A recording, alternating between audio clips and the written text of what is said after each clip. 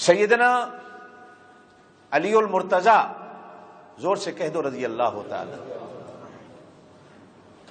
قرآن نے حضرت علی کو رضی اللہ عنہ کہا ہے، میرے پاک نبی صلی اللہ علیہ وسلم کی زبان نے ایک دفعہ حضرت علی کو کرم اللہ وجہہ کہا ہے۔ رضی اللہ عنہ کا معنی یہ ہے کہ اللہ جن سے راضی ہو گیا، اور کرم اللہ وجہہ کا معنی یہ ہے کہ اللہ اس کے چہرے کو قیامت تک چمکتا رکھے۔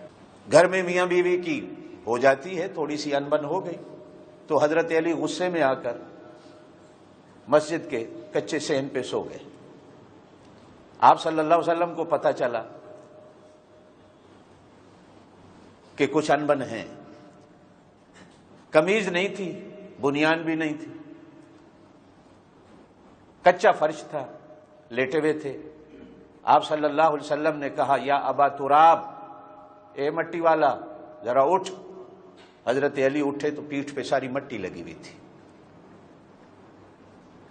یہ جملہ بھی حضرت علی کو حضور نے دیا، یا ابا تراب، اے مٹی والا اٹھ۔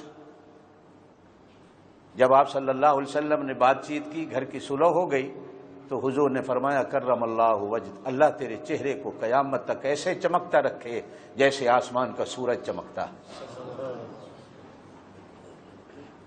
آج قیامت تک، قیامت کے دن بھی اللہ تعالیٰ حضرت علی کے چہرے کو اسی طرح چمکتا رکھے گا۔ ہمارے امام ہیں، ہمارے مقتدیٰ ہیں۔ حضرت علی کی محبت ہمارے ایمان کی نشانی اور علامت ہے۔ جو حضرت علی کی تنقیس کرتا ہے، حضرت علی کی عظمت کی بد احترامی کرتا ہے، وہ اپنے آپ کو جہنم کا ایندھن بناتا ہے۔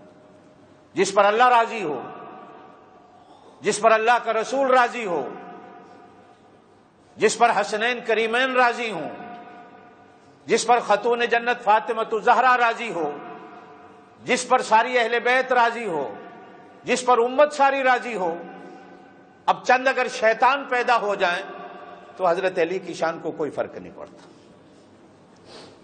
کچھ لوگ دنیا میں ہوئے جنہوں نے حضرت علی کو کافر کہا ہے۔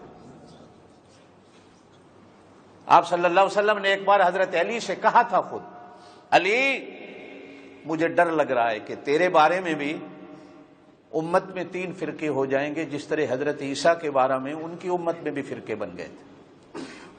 حضرت علی نے عرض کیا اللہ کے رسول میں سمجھا نہیں۔ فرمایا کچھ لوگ ہوں گے جو تجھے خدا مانیں گے، جیسے لوگوں نے حضرت علی کو خدا مانا۔ کچھ لوگ تجھے کافر کہیں گے، جس طرح یہودیوں نے حضرت عیسیٰ کو کافر کہا۔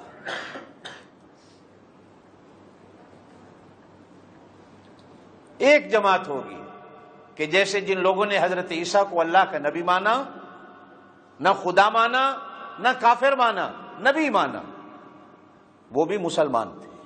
وہ بھی، زور سے کہہ دو، وہ بھی ہر نبی کی تعلیم پر جو بندہ صحیح معنوں میں عمل کرتا وہ مسلمان ہے۔ اس لیے کہ ہر نبی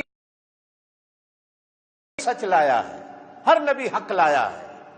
نبی کی تعلیمات پر کوئی عمل کرتا ہے، وہ آدم سے لے کر حضرت عیسیٰ تک،